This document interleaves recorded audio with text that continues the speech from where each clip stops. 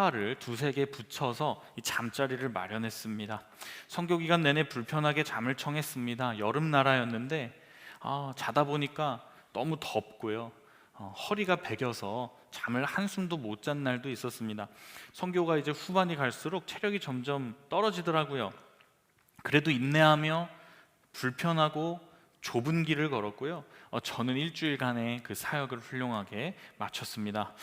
그리고 이제 숙소에서 마지막 체크아웃을 하고 결제를 준비하는데 이 직원하고 이제 현지어를 쓰다 보니까 말이 잘 안 통했습니다. 그래서 선교사님이 오셔서 도와주시면서 같이 결제를 하는데요. 제가 말했습니다. 저희가 이번에 방을 여기랑 여기를 썼습니다. 근데 직원이 자꾸 이해를 못하는 거예요. 아니요, 제가 2층과 3층에 202호, 202호, 302호, 302호 여기 방 썼기 때문에 그렇게 계산을 해주시면 됩니다. 근데 제 이야기를 계속 듣던 선교사님께서 혼란스러운 표정을 지으며 이렇게 말씀하셨습니다. 여기 통으로 대관했었는데 목사님 모르셨습니까? 알고 보니까 게스트하우스가 통째로 대관하는 형식이어가지고 이미 저희는 전체 대관 비용을 다 내고 썼던 것이었고, 저는 넓고 시원한 스위트룸을 빌려놓고도 그곳을 쓰지 못한 채 작은 휴게실에서 쪽방 같은 곳에서 숙박을 했던 것이었습니다. 결론적으로 일주일 동안 제가 등이 베겨가며 했던 고생은 희생과 헌신의 좁은 길이 아니라 무의미한 자학이었던 것입니다. 가끔 우리 신앙생활에도요 이런 사고가 나는 것 같습니다. 하나님께서 포기하라고 하신 영역에서는 정작 포기하지 않으면서 하나님이 열어주시고 누리도록 하시는 부분에 있어서 그 부분은 내가 부인해야지 하며 포기를 하는 실수를 범할 때가 많아요. 어려운 문제는 쉽게 생각하다가 틀리고 쉬운 문제는 너무 어렵게 생각해서 틀리는 그 사서 고생하는 신앙생활을 할 때가 있지 않나 싶습니다. C.S. 루이스는요 순전한 기독교라는 책에서 이런 말을 남겼습니다. 기독교는 어려우면서도 쉽다. 이게 무슨 뚱딴지 같은 이야기냐 싶겠지만요, 이는 우리가 기독교의 어려움과 쉬움, 이 두 가지의 특성을 모두 인식하고 살아가야 한다는 것을 말하는 것입니다. 근데 우리는 너무도 자주 이 극과 극에 치우칠 때가 있습니다. 기독교를 믿는 것을 너무 쉽게 생각하는 사람들이 있어요. 이런 사람들은 내가 그리스도의 제자로서 감당해야 할 대가를 알지 못하고 알려고 하지도 않고 대가를 치르려 하지도 않습니다. 한편 기독교를 믿는 것을 너무 어렵게 생각하시는 분도 있습니다. 구원받았다고는 믿지만 끊임없이 다시 율법으로 돌아가 정죄를 받으며 두려움 속에서 굳이 어려운 길을 걸어갑니다. 이렇게 우리는 복음을 때로는 너무 쉽게 취급하거나 때로는 반대로 너무 어렵게 취급함으로써 기독교의 복음을 제대로 다루는데 실패합니다. 저는 오늘 이런 분들을 위해서 이 좁은 문의 비유를 다시 묵상해야겠다 생각했습니다. 기독교를 믿는 건 루이스의 말처럼 쉬우면서도 어렵고 어려우면서도 쉬워야 합니다. 오늘 말씀을 제대로 듣기만 한다면 오늘 말씀이 우리를 다시 한번 이 놀라운 복음의 절묘한 균형감으로 이끌어줄 줄로 믿습니다. 이 말씀을 함께 보겠는데요, 우리가 오늘 읽은 말씀은 좁은 문에 대한 말씀입니다. 그리스도인들이 어떤 인생을 살아가야 하는지를 사실 예수님께서 정말 한마디로 요약해 주신 비유라고 할 수 있겠죠. 예수님께서 말씀하셨습니다. 좁은 문으로 들어가라. 좁은 문으로 들어가라. 다 아는 말씀입니다. 그런데 좁은 문이 뭘까요? 오늘은 세 가지로 정리해 보려고 합니다. 첫 번째는요, 좁은 문은 내려놓음의 문입니다. 우리가 좁은 문을 제대로 이해하기 위해서는요 1세기 팔레스타인 지방의 실제 성문 구조에 대해서 알아야 합니다. 우리가 1세기로 돌아가서 어떤 성에 들어가려고 한다면 우리는 두 가지 종류의 문을 마주하게 됩니다. 하나는 넓은 성문이에요. 이곳은 이제 성 안으로 모든 사람이 들어갈 수 있는 메인 입구로서 그 길이가 3m에서 4m 정도의 넓은 폭이었다라고 말합니다. 이 문은 넓었기 때문에 상인들이 수레에 짐을 싣고 온다거나 말이나 가축들이 통과할 수 있는 넓은 문이었습니다. 반면 한쪽에는 좁은 성문이 있었습니다. 이곳은 보조 입구로서 그 길이가 1m에서 1.5m 폭밖에 되지 않았다 그래요. 그래서 한 명의 보행자가 통과가 가능했죠. 심지어 이 좁은 성문의 길은 일자가 아니라 L자 형식으로 굽어 있었다고 합니다. 한 사람이 이렇게 들어오면 그냥 일자로 들어갈 수 있는 게 아니라 가다가 벽을 만나고 90도로 회전해서 좀 복잡한 과정을 통해서 그 성 안으로 들어가야 했어요. 이런 식으로 문을 어렵게 만든 이유는 상인들이 대형 짐이나 수레를 몰래 가지고 들어오지 못하게 하려는 것도 있고, 전쟁이 났을 때 침입자들을 최대한 천천히 들어오도록 저지하기 위한 방법이었다고 합니다. 이런 연구를 통해서 좁은 문이 뭘까를 한번 생각해 봤으면 좋겠습니다. 그래서 첫 번째로 좁은 문은 우리가 그동안 짊어지고 있던 불필요한 짐들을 내려놓아야만 통과할 수 있는 문입니다. 우리가 해외여행을 갈 때는 이 공항 안쪽 출국장으로 들어가면 이 많은 짐들을 가지고 들어가지 못합니다. 20에서 30kg가 넘는 큰 짐들은요, 수화물로 붙이고 우리는 출국장으로 들어갈 때는 여권과 귀중품들만 챙겨서 출국장으로 들어갑니다. 물론 저 같은 경우는 가끔 너무 많이 챙겨가지고 그 앞에서 막 짐 다 뜯기고 이게 뭐냐고 이렇게 물어보고 하는 경우들도 가끔은 있지만, 기본적으로 많은 짐을 내려놓고 나서야 우리는 공항 안으로 들어갑니다. 마찬가지입니다, 여러분. 우리가 주님께서 말씀하신 좁은 문을 통과하기 위해서는 오늘 짐을 내려놓아야 할 줄로 믿습니다. 좁은 문은 몸이 가벼운 사람, 날씬한 사람을 말하는 게 아니라는 거 아시죠? 단순한 삶을 살기로 결단한 사람만 통과할 수 있는 문입니다. 여러분, 우리가 제자도의 길을 걸어가는 데 있어 오늘 반드시 내려놓아야 할 짐은 무엇입니까? 저는 제자훈련 과정을 인도할 때 가끔 청년들이 과제물을 잘 해오지 못하면 꼭 이것을 확인하자고 이렇게 이야기를 할 때가 있습니다. 근데 제가 그걸 확인하자 그러면 어떤 청년이든 간에 굉장히 부담스러워하고 반응이 별로 좋지가 않더라고요.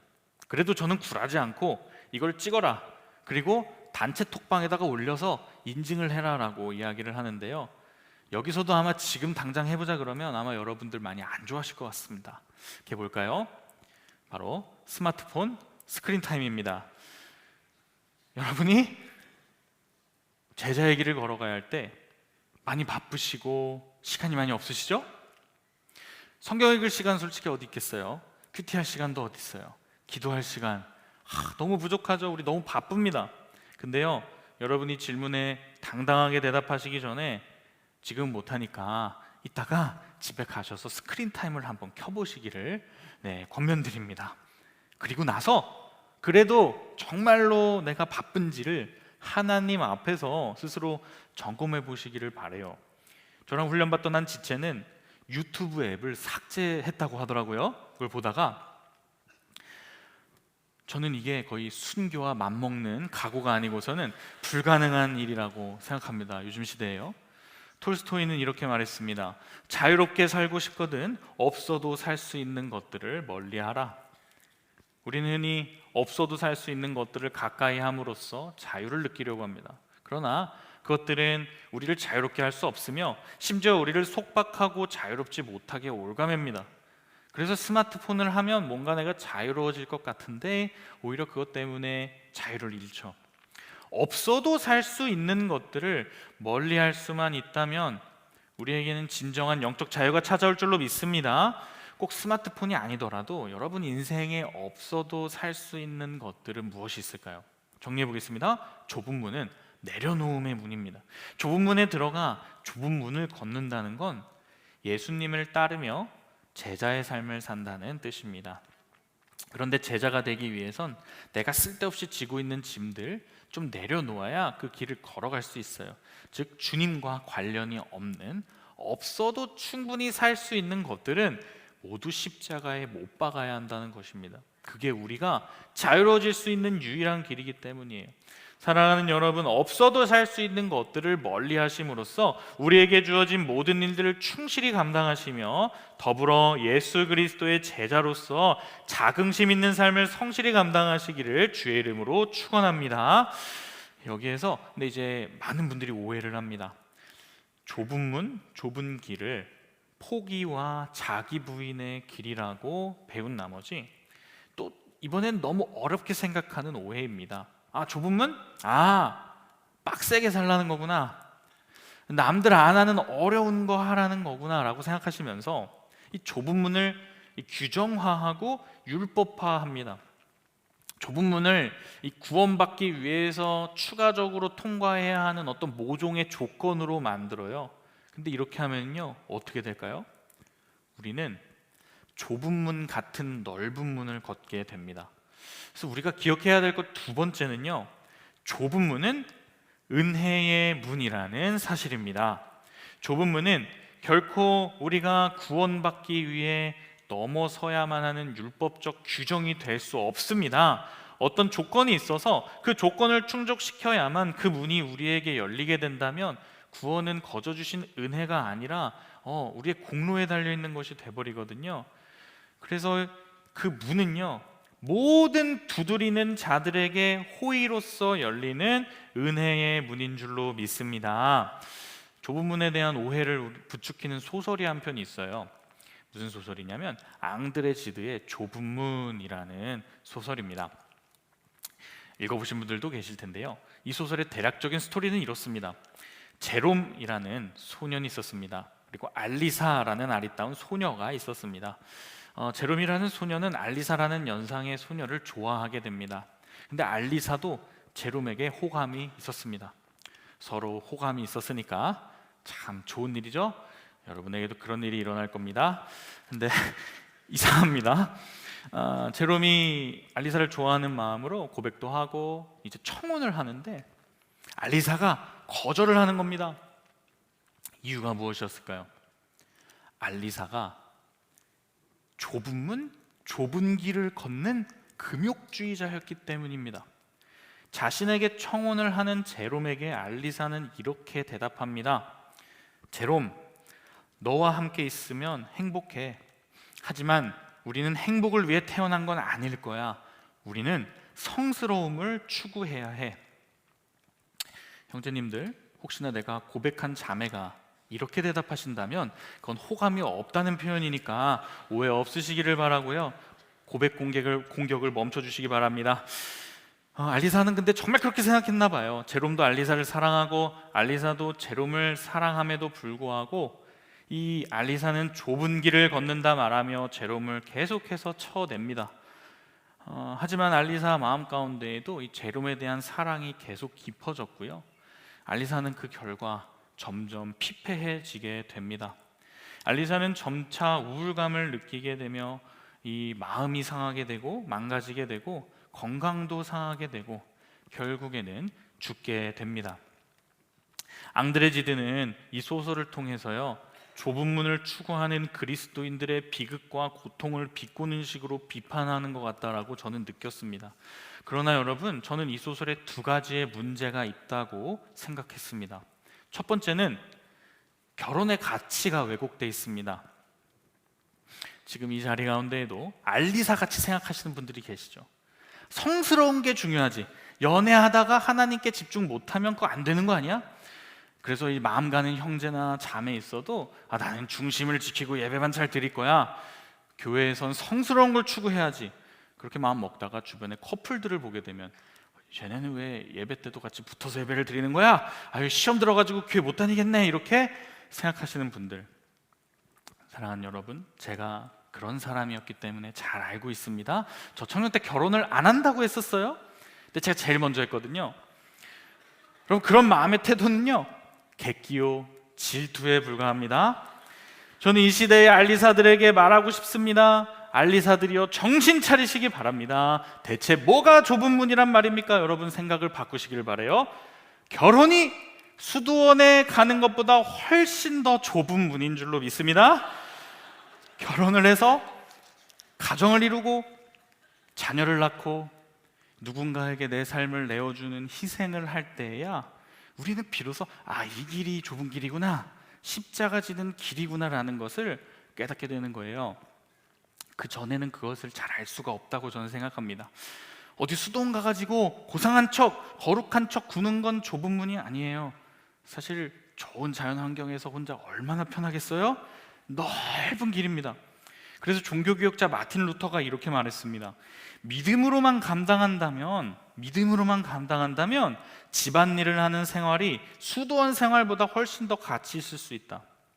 루터는 설거지를 하고 기저귀를 빨고 하는 그 일상적인 섬김의 모든 일들이 수도원에서 고상한 척하면서 살아가는 것보다 훨씬 더 나을 수 있다고 했습니다. 믿음으로만 한다면요.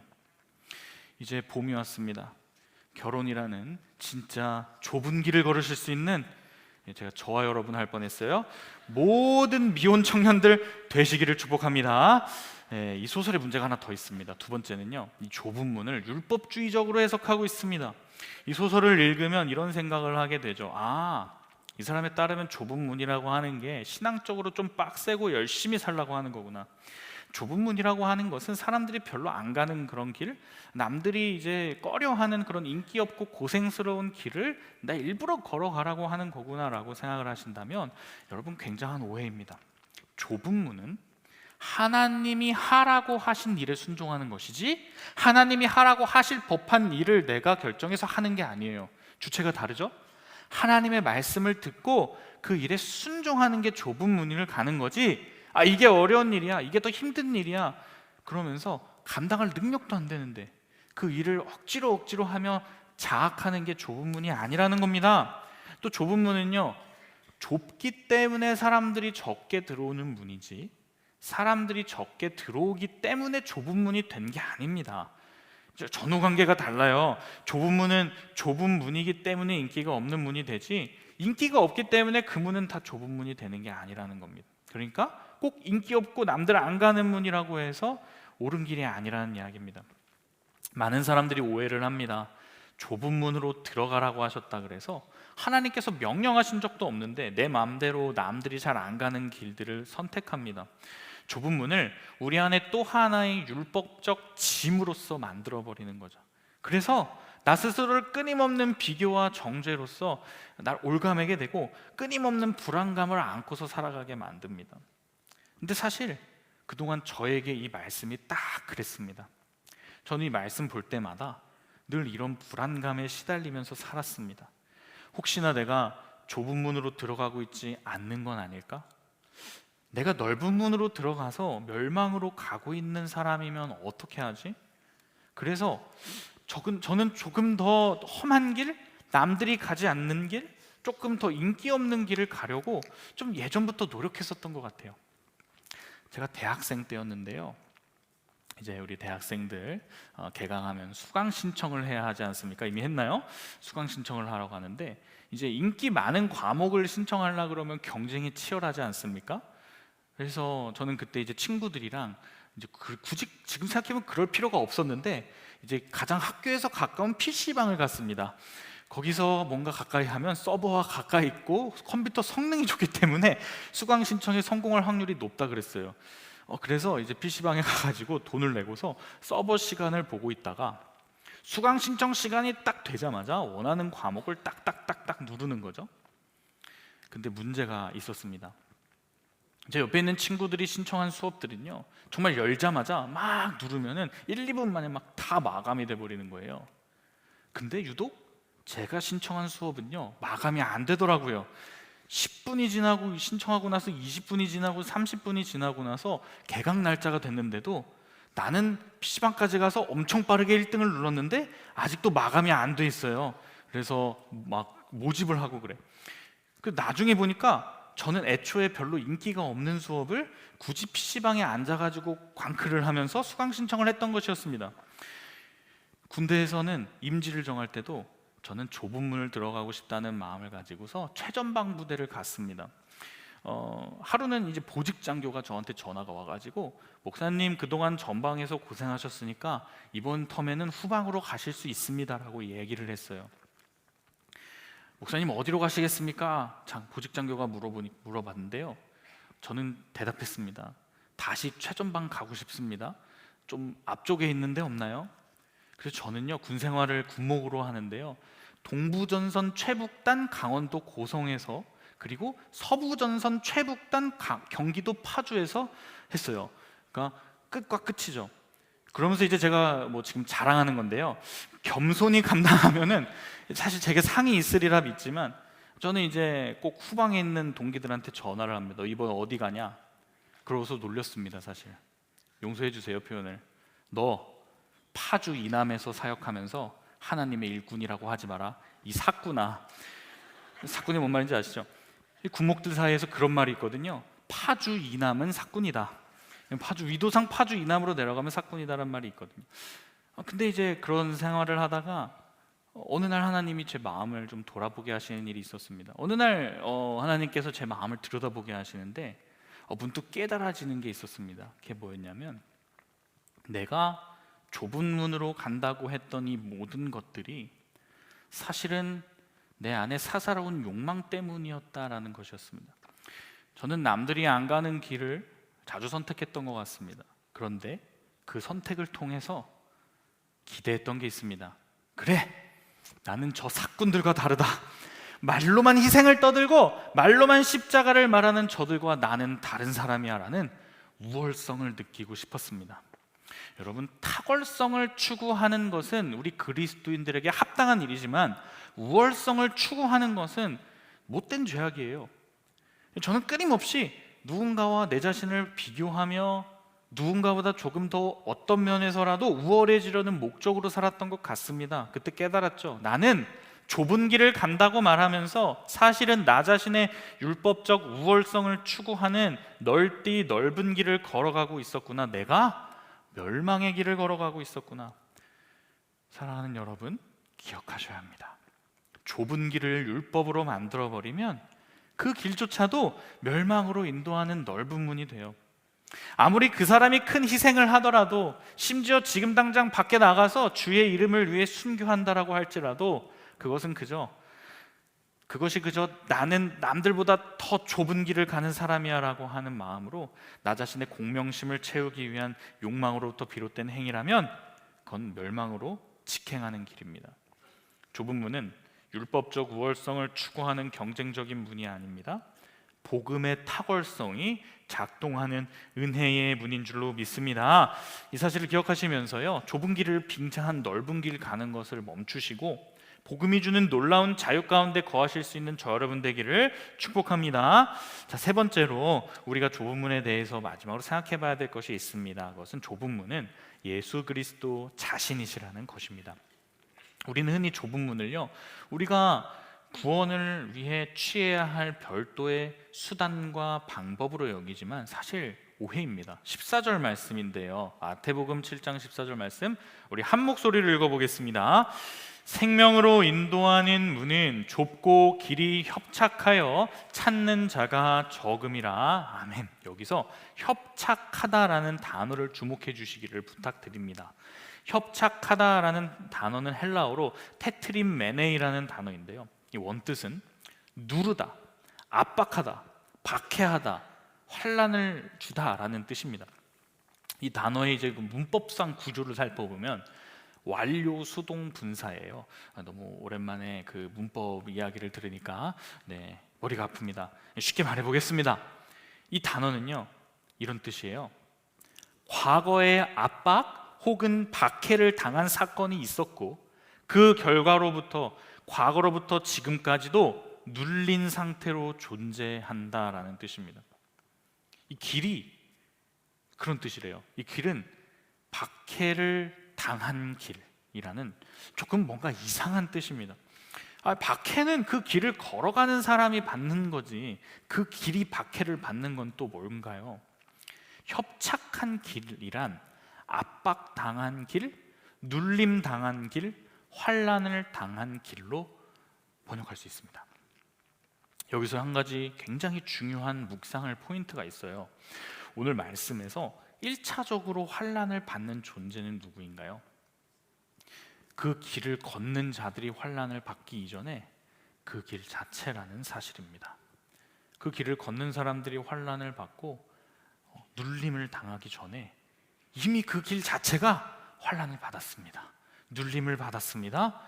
박해를 받고 압박을 받아서 좁아졌습니다. 이런 이해는 본문을 읽는 새로운 관점을 제공한다고 생각합니다. 사실 우리는 좁은 문, 좁은 길로 걸어갈 때 비장한 마음을 가지고 주님, 제가 주님을 위해 고난받는 길을 선택하겠습니다. 자기 포기와 희생을 하며 그 길을 죽기까지 걸어가겠습니다 라고 다짐하면서 걸어갑니다. 그런데 사실 오늘 말씀은 여기에 대한 말씀이기 이전에 다른 이야기를 하고 있습니다. 내가 너를 위해서 고난을 받았다. 내가 너를 위해서 이미 포기했고 희생했다. 내가 죽기까지 눌림을 받으며 이 길을 걸었다. 이미 눌림받아 좁아진 문, 이미 환난을 당한 그 길, 그 문, 그 길은 사실은 그 자체로 예수 그리스도셨다는 것입니다. 여러분, 무엇이 좁은 문이고 무엇이 좁은 길입니까? 요한복음 10장 7절입니다. 그러므로 예수께서 다시 이르시되 내가 진실로 진실로 너희에게 말하노니 나는 양의 문이라. 요한복음 10장 9절, 내가 문이니 누구든지 나로 말미암아 들어가면 구원을 받고 또는 들어가며 나오며 꼴을 얻으리라. 요한복음 14장 6절입니다. 예수께서 이르시되 내가 곧 길이요 진리요 생명이니 나로 말미암지 않고는 아버지께로 올 자가 없느니라. 우리는 드디어 알게 됩니다. 예수님이 좁은 문이십니다. 예수님이 좁은 길이십니다. 그래서 좁은 문으로 들어가라, 좁은 길로 걸으라는 것은 결국 그 예수 그리스도께로 가라는 이야기입니다. 예수님께서는 수많은 문들을 우리 눈앞에 보여주시면서 이 문도 좋고 저 문도 좋고 저 문도 꽤 괜찮은데 이 문으로 들어가 라고 말씀하시지 않으셨습니다. 자신이 문이 되어주셨습니다. 자신이 길 자체가 되어주셨습니다. 그래서 오늘 우리가 해야 할 일은 간단하죠. 그분을 만나는 것입니다. 말씀을 연구하다가 한 그림을 보게 되었습니다. 예전에는 예수님이 내가 문이다 그래도 별로 사실 와닿는 게 없었거든요. 근데 이 그림을 보면서 뭔가 이 문이라고 하는 말이 마음에 와닿습니다. 그림 제목, 양의 문의 정체입니다. 1세기 팔레스타인에서 흔했던 양의 우리들은요 대개 이런 형태였다고 합니다. 뭔가 건물이 있는 게 아니라요, 돌담을 삥 둘러서 울타리가 쳐져 있고 그 간이 우리가 되게 많았어요. 그 위쪽에는 이제 가시나무 같은 것들을 얹어서 짐승들이나 도둑들이 넘지 못하게 막고요, 입구는 굉장히 좁게 만들어서 간신히 한 사람 들어갈 수 있게, 한 양이 들어갈 수 있게 남기는데, 재미있는 것은 그곳에 나무 문짝이 달려있지 않는 경우가 많았다고 합니다. 그러니까 그럼 문을 만들려면 어떻게 해야 돼요? 목자가 그 문에 직접 쭈그리고 앉아서 직접 문이 되었습니다. 그래서 예수님 당시에는 양의 문은 곧 목자 자신을 뜻하는 말이기도 했다라는 거예요. 당시 목자들은 양떼를 이끌고 안전한 우리에 넣었습니다. 그리고 목자 본인이 문 자체가 되어 밤새도록 찬 이슬을 맞으며 양떼를 지켰습니다. 맹수들이 오면 쫓아냈고 혹시나 위험에 빠지거나 아픈 양들이 없는지 한숨도 자지 못하며 그 자리에 앉아 경계를 섰던 것입니다. 여러분, 이게 바로 우리 예수님이십니다. 어리석은 양 같은 우리들을 위해 이 땅에 오셔서 자신의 몸으로 직접 양의 문이 되어 주셨습니다. 우리를 위해서 자신은 구부러지고 눌리고 위험에 처하셨으나 그 대가로서 우리에게 따뜻한 보금자리를 마련해 주시며 만족하셨습니다. 말씀을 맺겠습니다. 여러분, 좁은 문으로 들어가시기를 축복합니다. 아무것도 포기하지 않아도 된다고, 그냥 편안하게 오면 된다고 말씀드리지는 않겠습니다. 이 문으로 들어갈 때는 여러분들이 짊어지고 있는 죄의 짐들을요 좀 내려놓는 약간의 고통은 따를 것이고, 때로는 사람들이 반대하고 때로는 짓눌리는 것 같은 고통을 견뎌야 할 때도 있을 겁니다. 그러나 한 가지 말씀드리고 싶습니다. 그분은 우리보다 먼저 고통과 박해와 온갖 짓눌림을 당하신 예수 그리스도이십니다. 그래서 우리는 그분 앞에 서서 예수님을 만납니다. 우리는 그 길이신 예수님으로 걷습니다. 그 길 위에 서려고 하면 예수님을 보게 됩니다. 예수님이 그분 자체이시고 그 길 자체이시기 때문입니다. 그 문은 좁고 험합니다. 솔직히 조금 초라합니다. 가끔은 피곤하기도 합니다. 그 길은 거칠고 인기가 없습니다. 찾는 자가 매우 적습니다. 그러나 그분은 우리의 유일한 만족이요 우리의 유일한 구원의 문입니다. 그 문은 비로소 우리가 가장 사랑받을 수 있는 문입니다. 그 길은 우리의 생명을 위해 자신의 목숨을 다하기까지 눌리시고 고통당하신 분이 만드신 길입니다. 그래서 그 문으로 들어가면 사실 정말 좋습니다. 그 길을 걸으면 걸을수록 사실은 행복합니다. 그 문은 그래서 좁으나 아름답습니다. 이 문으로 들어갈 수 있는 모든 청년들이 되시기를, 그런 한 주간 사실 수 있기를 주의 이름으로 간절히 빕니다. 우리 이 마음을 좀 간직하면서요, 함께 찬양으로 나아가겠습니다.